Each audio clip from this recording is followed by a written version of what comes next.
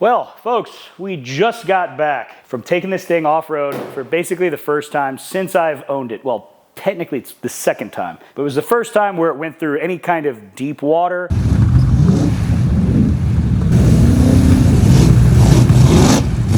Originally, we were supposed to be going through a bunch of mud, but as it turns out, Azuza Canyon pretty dry. So if you missed that, on the last episode, took this thing out to Azuza Canyon, went with a bunch of my Squarebody homies, did some fun redneck type shit in California. I didn't even know it existed. It's amazing. So here's what we're gonna do today. Give it a look through, see what's either broken, definitely needs to be fixed, or what may have rattled loose. Because here's the thing, I built the K5 about 3 years ago. I've never really gone through and inspected a lot of stuff, but after driving out in Azusa Canyon, I did realize some things definitely need to be upgraded and definitely need to change. So let's get into it. We're gonna start easy here. Let's get under the hood. Now, I went through some pretty deep water. Some points, a lot deeper than I expected to, and luckily, nothing terrible happened. But as you can see, we were up over the hood at some points, which is not good. And so I can guarantee that first and foremost, this filter is f***ed. So this thing definitely got wet. There's a ton of silt out there, so that really doesn't help things. We're definitely gonna change this out. Oh, that is hot. Like I said, we legit just got back from this trip. Figured, hell, no time like the present. So this isn't too bad, but if you would have saw it before, like on the way home, this thing was absolutely soaked. I figured, f*** it. It's an air filter. It's worthwhile just going through and changing it. By the way, can we stop to appreciate these floors from EPOXY Max? By the way, if you want floors like this, you can click this link below. Go to epoxymax.com/Zach, get 20% off one. But yeah, these things, amazing, and they clean up so well. Anyway, back to it. It's enough shameless plugs. So, second off, the AC worked phenomenally through this thing. The whole day, it started getting hot, not like the truck or anything, but the day started getting hot, so it was wonderful to have AC there. One thing I have been noticing though, the intake manifold seems to have been starting to form some leaks right around the intake gaskets where the intake meets the head, right? So I think that's a good reason why we need to change the entire injection system. I'm just kidding. But it is starting to weep, and I did notice it starting to fill up a little bit here, and starting to just really collect around here. So we do need to change those regardless. And also, I do want to switch over this system because we've known from the beginning that it's not really big enough to support this motor. So I think we need to step up to a 4500 flange. I've said this in many videos, but we're finally doing it here. I think it's time to go port injection on this. Crank trigger, port injection, coil on plug, that will be capped off. So luckily, Holley makes an entire kit for that. So you just put it on this 632 big block next door. Real simple, real straightforward. So looking forward to that. We'll have to go front cover as well, but actually it's perfect timing because I did notice before we even took out on this journey that the front cover was starting to leak just a little bit. So get that thing changed up. Now, let's see. Something that I noticed while we were in the little bit of mud that we was able to play in was that it felt like the front wasn't really pulling a lot, right? Now, if you look at this side of the truck, it's really not that muddy, and I had it in four-wheel drive the whole time. If you come to this side, a lot muddier. Now, we did just drive it 60 miles, right? And there was ceramic coat on this, but we've done quite a number on it. But you can see this is so much more muddy. This tire was actually throwing mud, which is great because this one was spinning. That one was not. What I'm gonna have to go ahead and guess is that my hub is blown out on that side. Also, I've noticed that I am missing a screw on this side and a screw on this side. And you can see there's a bunch of gross shit coming out of there. I really need to wash this thing down before we do like a proper analysis for it, but I figured, hell, we'll just do this because we're here right now. I usually only get about 2 sets, maybe, of four-wheel drive donuts out of this thing before I have to rebuild the hubs. I've done maybe 3 sets on this one, so it's time to replace these hubs anyway. Really easy thing. We can get that basically at any auto parts store. We'll probably order them online because it's faster, cheaper. We'll get to that in a bit. Now, next stuff. Let's come under here. One big thing on these square bodies that needs to be changed, like regardless, right? It's the steering box and the link. It just makes road driving better, all steering better, everything. Stock, which this is, and blown out steering box here, right? And you got this arm, and you got this arm that just goes right to here.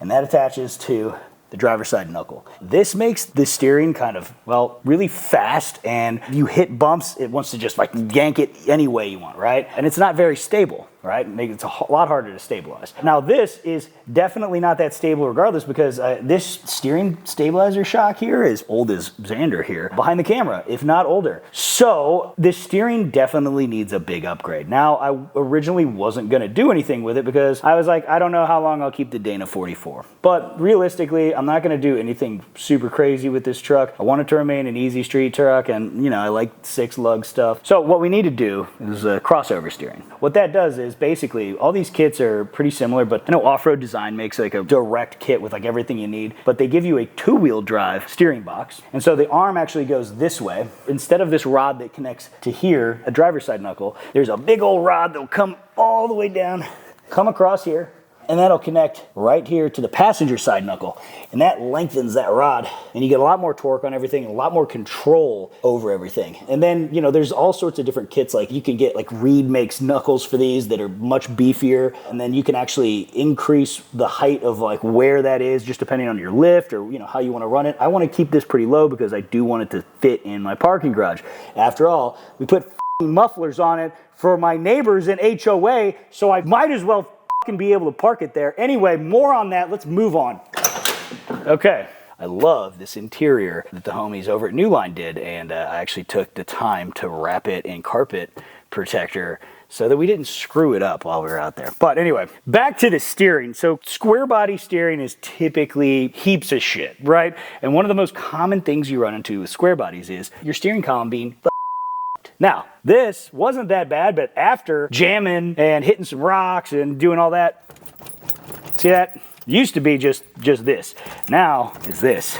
Now there is a solution to that, but more so, it's not just like, hey, tighten this thing up, right? You can make these tighter, right? But here's another thing. This is my turn signal switch, which everything is broken in there. So I haven't had turn signals now for a few months. Doing hand signals in LA, nobody knows what the you're doing. Nobody's used hand signals here since the 1920s. We already have a solution. So the homies over at Squarebody Syndicate obviously have done a lot of these, right? And so they actually make the perfect steering column. It's from I Did It, right? But this thing is spec'd out the exact way you want it. It's about 3 inches shorter. It tilts. It looks right, fits right, and it's got all of the correct wiring stuff. I had picked this up because I ran one in my C10 in Boomhauer.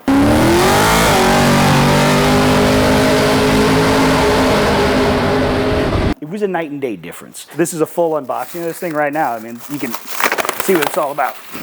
All of the correct plugs, so you don't have to do a whole lot of guessing. Now, if you or somebody else along the way in the last, I don't know, 50 years this thing's been around has mangled all the wiring up under the dash, yeah, you'll probably have to do some wiring, but it's nice and clean, makes everything really easy for the install, and it's got all the little pluggy doodads down here, and it's set up for a column shift because, you know, I run column shift. Makes it feel like an old truck, even though it's kind of a pain in the ass. Whatever. This is 100% going to be the next order of business. I think the big next repairs here are definitely going to be addressing the steering. So if I'm going to be replacing this, I should probably replace the steering box. If I'm going to have to replace the steering box, if I want to do crossover steering, I've got to get the 2-wheel drive box. Anyway, I might as well just get everything. So this is how project cars like to spiral out of control and ruin your bank account. So take note, kids, if you want to be broke and poor and dirty your whole life, work on cars.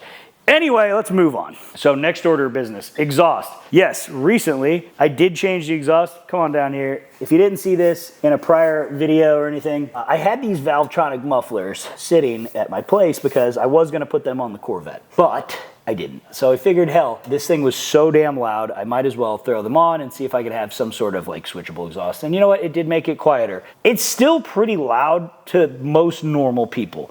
To me, it has quieted it down a little bit too much. It doesn't sound like you're driving Gravedigger on a daily basis, which is kind of saddening. But it's tolerable more so to police. It makes it easier to not get pulled over. But one of the things is now that there's more exhaust pressure, I've noticed that all exhaust leaks have been wildly exacerbated. So I've got this set of Mad Dog headers on here. They've seen some shit. They're definitely getting a little rusty. They look like an old overripe banana. The ceramic coat is starting to wear on them, and that's mostly because there's just so much moisture that collect in those, and yada, yada, yada. Anyway, but these V-bands are definitely have seen better days. They're leaking like a sieve. It sounds like f***ing Spoon Man is under there. We definitely need to address that, and then we need to look through here because, like, you know, we just clamp these on. We just need to kind of go through and check everything, tighten it up. Probably, I think a good idea would be to pull the headers on here, strip them, sandblast them, and then recoat them to make them better. While we were driving, while we were coming out the last water crossing, we definitely smoked a rock of some sort, and I felt it hit under here